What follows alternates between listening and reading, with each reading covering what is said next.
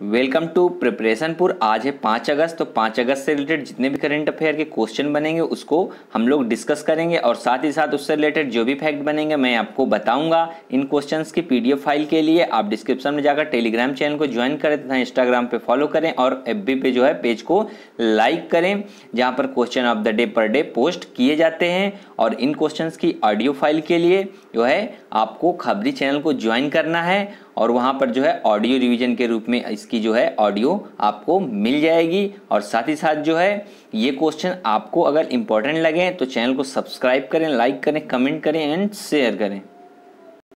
First question है, 3 राजधानियों वाला भारत का पहला राज्य कौन सा होगा? तो इसका जो आंसर हो जाएगा वो हो जाएगा आंध्र प्रदेश। अभी देखिए आंध्र प्रदेश की जो है 3 राजधानी होने की योजना को जो है वहाँ के राज्यपाल विश्वभूषण हरिचंद्रन ने जो है स्वीकृति दे दी है। अब देखिए इसमें जो है विशाखापट्टनम को कार्यपालक राजधानी, अमरावती को विधायी राजधानी और कर्नूल को जो है न्यायिक राजधानी बनाने की योजना है। और देखिए जो तीनों राजधानी हैं इसके जो है स्थापना का जो उद्देश्य है वो है सभी क्षेत्रों के विकेंद्रीकृत और संतुलित विकास को प्राप्त करना। नए ढांचे के तहत राजभवन, सचिवालय और सरकारी विभागों के प्रमुख के कार्यालय विशाखापट्टनम में होंगे और विधायिका की सीट अमरावती में होगी और जो है राज्य के सभी न्यायिक संस्थान कर्नूल में जहां तक व्यवहारिक होंगे। अब देखिए बात यहां पर आंध्र प्रदेश की है। तो देखिए आंध्र प्रदेश जो है वो भाषा के आधार पर गठित होने वाला देश का पहला राज्य है। और आंध्र प्रदेश की कैपिटल के बारे में हम लोग डिस्कस कर ही चुके हैं और यहाँ के जो चीफ मिनिस्टर हैं वो हैं वाई.एस. जगनमोहन रेड्डी और यहाँ के जो गवर्नर हैं वो हैं विश्वभूषण हरिचंद्रन। नेक्स्ट क्वेश्चन है, हाल ही में आइवरी कोस्ट के प्रधानमंत्री के रूप में किसे नियुक्त किया गया है? तो इसका जो आंसर हो जाएगा वो हो जाएगा हामिद बाकायोको। देखिए हाल ही में जो है राष्ट्रपति अल-सैन औटारा द्वारा जो है नामित हामिद बाकायोको को आइवरी कोस्ट का प्रधानमंत्री नियुक्त किया गया है। और देखिए ये जो है पहले देश के रक्षा मंत्री के रूप में सेवारत थे।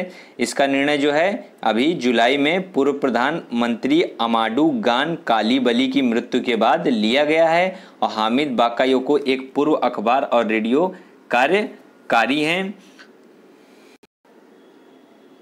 देखिए बात अब यहाँ पर आइवरी कोस्ट की है। तो ये आइवरी कोस्ट जो है पश्चिम अफ्रीका में स्थित है और यहाँ की जो कैपिटल है वो है यामोसोक्रो। और देखिए यहाँ के जो प्रेसिडेंट हैं वो हैं अल-सैन औटारा और यहाँ के जो पीएम हैं वो हैं हामिद बाकायोको और यहाँ की जो करेंसी है वो है West African franc. Next question है, बिल अंतर्राष्ट्रीय शतरंज महोत्सव 2020 में दूसरा स्थान किसने प्राप्त किया है? तो इसका जो आंसर हो जाएगा वो हो जाएगा हरिकृष्ण पेंटाला। देखिए जो हरिकृष्ण पेंटाला हैं ये भारत के निवासी हैं और इन्होंने जो है अभी स्विट्जरलैंड में आयोजित 2020 बिल अंतर्राष्ट्रीय शतरंज महोत्सव में जो है सेकेंड रैंक हासिल की है और रजत पदक जो है जीता है। और इन्होंने जो है 2020 बिल अंतर्राष्ट्रीय शतरंज महोत्सव का शास्त्रीय आयोजन जीता है जो क्रिकेट में जो है टेस्ट के बराबर है।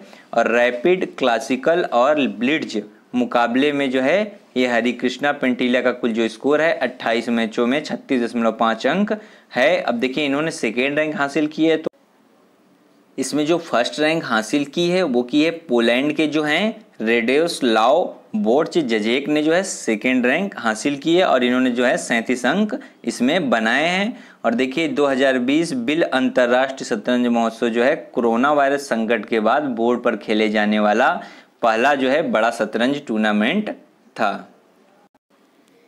नेक्स्ट क्वेश्चन है, अरब जगत में परमाणु ऊर्जा उत्पादन वाला पहला देश कौन सा है? तो इसका जो आंसर हो जाएगा वो हो जाएगा संयुक्त अरब अमीरात। देखिए हाल ही में जो है संयुक्त अरब अमीरात ने जो है अरब जगत में परमाणु ऊर्जा के उत्पादन वाला जो है पहला देश बन गया है। संयुक्त अरब अमीरात के जो है बराक परमाणु संयंत्र की पहली इकाई में जो है हाल ही में कामकाज शुरू हो गया है और इस नए संयंत्र के प्रारंभ होने के बाद जो है यूएई यानी कि संयुक्त अरब अमीरात की तेल और गैस पर निर्भरता जो है कम हो जाएगी, यानी कि इसके द्वारा जो है बिजली उत्पादन होगा। यह संयंत्र जो है यूएई अबू धाबी के अल दाफरा क्षेत्र में स्थित है। यह दक्षिण कोरिया के टेक्नोलॉजी से युक्त संयंत्र है और इसके द्वारा जो है यूएई की 25% बिजली ज़रूरतें पूरी होने की उम्मीद है। और देखिए अभी हाल ही में जो है यूएई ने जो है संयुक्त अरब अमीरात ने जो है मंगलयान होप प्रोब भी अंतरिक्ष में भेजा था, तो ये भी आपको याद रखना है।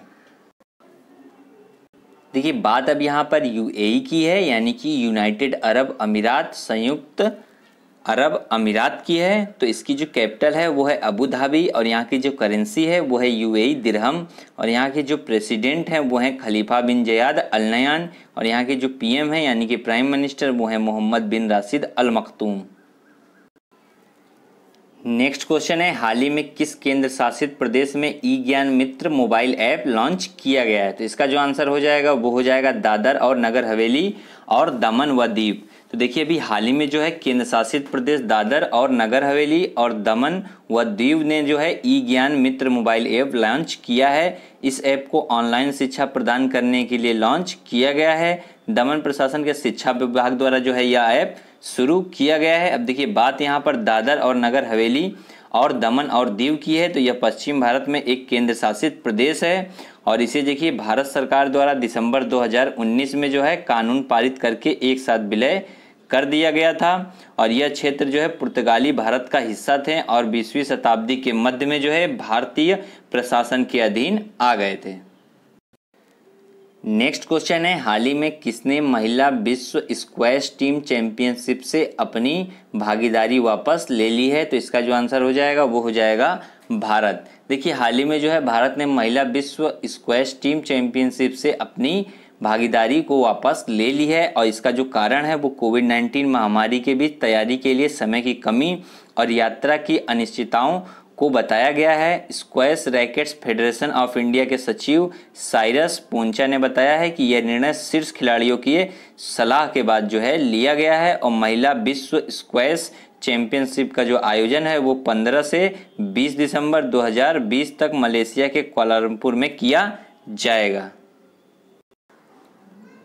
नेक्स्ट क्वेश्चन है, हाल ही में किसने अगती द्वीप में नारियल के पेड़ों की कटाई पर अंतरिम रोक लगा दी है? तो इसका जो आंसर हो जाएगा वो हो जाएगा एनजीटी। अभी देखिए हाल ही में जो है एनजीटी ने अगती द्वीप में नारियल के पेड़ों की कटाई पर अंतरिम रोक लगा दी है। समुद्र तट जो है सड़क बनाने के उद्देश्य से लक्षद्वीप के अगती द्वीप में जो है नारियल के पेड़ों की जो है कटाई जो की जा रही थी उस पर रोक लगाई गई है। अब देखिए बात यहाँ पर अगती द्वीप की है, तो देखिए यह 7.6 किलोमीटर लंबा द्वीप है। यह भारत के केंद्र शासित प्रदेश लक्षद्वीप में अगती एटोल नामक प्रवाल पर स्थित एक एटोल है। अब देखिए अब जो है रोक लगाई है एनजीटी ने, तो एनजीटी की जो फुल फॉर्म होती है वो होती है नेशनल ग्रीन ट्रिब्यूनल। यह पर्यावरण संरक्षण और वनों और अन्य प्राकृतिक संसाधनों के संरक्षण से संबंधित मामलों के त्वरित निपटान के लिए उत्तरदायी निकाय है। इसकी स्थापना राष्ट्रीय हरित अधिकरण अधिनियम 2010 के तहत की गई थी। एनजीटी की स्थापना करने वाला जो है अपना देश भारत दुनिया का तीसरा देश है और इसके अलावा देखिए जो 2 देश और हैं वो हैं ऑस्ट्रेलिया और न्यूजीलैंड। नेक्स्ट क्वेश्चन है, चीन द्वारा प्रारंभ चतुर्भुज व्यवस्था में इनमें से कौन सा देश शामिल है? तो इसका जो आंसर हो जाएगा वो हो जाएगा उपरोक्त सभी, यानी कि अफगानिस्तान, नेपाल, पाकिस्तान और चीन इसमें शामिल हैं। अब देखिए चतुर्भुज व्यवस्था की बात है, तो देखिए हाल ही में जो है चीन द्वारा क्षेत्रीय चिंता के कई मुद्दों पर समन्वय और सहयोग करने के लिए यह प्रक्रिया जो है शुरू की गई है और इसमें जो है अफगानिस्तान, चीन, नेपाल और पाकिस्तान शामिल हैं। और देखिए इसमें जो है अभी नेपाल के जो नेता हैं उपेंद्र यादव नेपाल की जनता समाजवादी पार्टी के अध्यक्ष हैं। उन्होंने जो है ये कहा है इसमें कि भारत को भी इसमें आमंत्रित किया जाना चाहिए। इससे जो है पूरे दक्षिण एशियाई क्षेत्र में जो है एक सकारात्मक संदेश जाएगा। और देखिए जो यादव हैं श्री यादव, इन्होंने 2015-16 के दौरान नेपाल की नाकाबंदी में एक महत्वपूर्ण भूमिका जो है निभाई थी, जो मुख्य रूप से मध्यदेशियों या उत्तर प्रदेश और बिहार की सीमा के मैदानी इलाकों के लोगों को प्रतिनिधित्व घाटे को संबोधित करने के लिए आयोजित किया गया था। नेक्स्ट क्वेश्चन है, हाल ही में जॉन ह्यूम का 83 वर्ष की आयु में निधन हो गया, वह किस देश के नेता थे? तो इसका जो आंसर हो जाएगा वो हो जाएगा आयरलैंड। देखिए हाल ही में जो है इनका भी 83 वर्ष की आयु में निधन हुआ और ये जो है 1960 के दशक में उत्तरी आयरिश नागरिक अधिकार आंदोलन में शामिल हुए थे और मध्यम सामाजिक डेमोक्रेटिक और लेबर पार्टी के कैथोलिक नेता ह्यूम को उत्तरी आयरलैंड में हिंसा को ख़त्म करने के लिए 1998 में जो है नोबेल शांति पुरस्कार दिया गया था। और देखिए इन्होंने जो है डेविड ट्रिपल के साथ जो है पुरस्कार साझा किया था। अब देखिए बात यहाँ पर आयरलैंड की है, तो ये रहा मैप में आयरलैंड। आयरलैंड की जो कैपिटल है वो है डबलिन और यहाँ के जो राष्ट्रपति हैं वो है मैरी मैक अलीज और यहाँ की जो करेंसी है वो है यूरो। नेक्स्ट क्वेश्चन है, हाल ही में किसने कहा है कि तेंदुए की गणना रिपोर्ट जल्द ही जारी की जाएगी? तो इसका जो आंसर हो जाएगा वो हो जाएगा भारतीय वन्यजीव संस्थान। तो देखिए अभी जो है तेंदुओं को समर्पित यह रिपोर्ट वैश्विक बाघ जनगणना के एक भाग के रूप में तैयार की गई है और भारत के तेंदुओं पर अंतिम औपचारिक जनगणना जो है 2014 में पहले की गई थी, जिसमें इसकी आबादी जो है 12,000 और 14,000 के बीच थी। और भारतीय वन्यजीव संस्थान ने जो है इस वर्ष बाघ के निवास के आसपास के क्षेत्र में 8,000 तेंदुए होने का भी अनुमान लगाया है। और देखिए इस वर्ष जो है सर्वेक्षण में अभूतपूर्व संख्या में कैमरा ट्रैप तैनात किए गए हैं। और देखिए बाघों के निवास में जो है 72,000 वर्ग किलोमीटर में लगभग 26,838 कैमरा ट्रैप लगाए गए हैं। अब देखिए बात यहाँ पर अब भारतीय वन्यजीव संस्थान की है, तो यह पर्यावरण वन और जलवायु परिवर्तन मंत्रालय भारत सरकार के अधीन एक जो है संस्था है। यह 1982 में स्थापित किया गया था और यह जो संस्थान है ये उत्तराखंड के देहरादून में स्थित है। नेक्स्ट क्वेश्चन है, हाल ही में कौन कोविड-19 महामारी के दौरान आवश्यक प्रतिरक्षण सेवाएं सुनिश्चित कर रहा है? तो इसका जो आंसर हो जाएगा वो हो जाएगा इवीन। देखिए अभी जो है इवीन जो है इसके दौरान प्रतिरक्षण सेवाएं जो है सुनिश्चित कर रहा है। अब देखिए बात यहाँ पर इवीन की है, तो देखिए इवीन यानी कि इलेक्ट्रॉनिक वैक्सीन इंटेलिजेंस नेटवर्क, ठीक है। इसने जो है कोविड-19 महामारी के दौर में लोगों को बीमारी से बचाव के लिए टीकाकरण की आवश्यक सुविधाएं सुनिश्चित की हैं। इवीन नेटवर्क का विस्तार जो है 22 राज्यों और केंद्र शासित प्रदेशों में हो चुका है और शेष राज्यों तथा केंद्र शासित प्रदेशों में जो है शीघ्र ही इसका विस्तार कर दिया जाएगा। अब देखिए बात इवीन की है, तो यह एक टेक्नोलॉजी संबंधी एक नया समाधान है। इसका उद्देश्य टीकों के भंडार और उनकी उपलब्धता भंडारण के लिए तापमान संबंधी जरूरतों के बारे में जो है सूचना उपलब्ध कराना है। और यह प्रणाली का उपयोग जो है कोविड-19 महामारी के दौर में बच्चों और गर्भवती महिलाओं को जो है विभिन्न बीमारियों से बचाव के टीका संबंधी सेवाओं की निरंतरता बनाए रखना है। और इसे जो है राष्ट्रीय स्वास्थ्य मिशन के तहत स्वास्थ्य तथा परिवार कल्याण मंत्रालय द्वारा लागू किया जा रहा है। नेक्स्ट क्वेश्चन है, हाल ही में अमेरिकी तटरक्षक दिवस कब मनाया गया है? तो इसका जो आंसर हो जाएगा वो हो जाएगा 4 अगस्त। अब देखिए बात इंपॉर्टेंट डे की है, तो आपको जो है इंपॉर्टेंट डे से क्वेश्चन एक याद रखना है कि हाल ही में जो है विश्व स्तनपान दिवस कब से कब तक मनाया जाएगा? तो इसका जो आंसर हो जाएगा वो हो जाएगा 1 अगस्त से 7 अगस्त। ये देखिए पूरे 1 वीक जो है ये मनाया जाता है। तो अब की बार जो है ये 1 अगस्त से लेकर 7 अगस्त तक मनाया जाएगा। देखिए लास्ट क्वेश्चन जो क्वेश्चन ऑफ द डे में मैंने आपसे पूछा था वो पूछा था कि हाल में एक मास्क अनेक जिंदगी जन जागरूकता अभियान किस राज्य में चलाया गया है? तो इसका जो राइट आंसर था वो था ऑप्शन सी मध्य प्रदेश जो है। इसके बारे में काफ़ी लोगों ने कमेंट करके और इसका आंसर लिखा और साथ साथ इसके बारे में भी लिखा है। तो आपको भी ये हैबिट बिल्ड करनी है, आंसर भी लिखना है और उसके बारे में भी लिखना है। नेक्स्ट क्वेश्चन है क्वेश्चन ऑफ द डे में आपके लिए कि हाल ही में संस्कृत दिवस कब मनाया गया है? तो इसका जो है आपको आंसर बताना है और साथ ही साथ इसके बारे में जितनी भी जानकारी आप जानते हैं उसको लिखना है।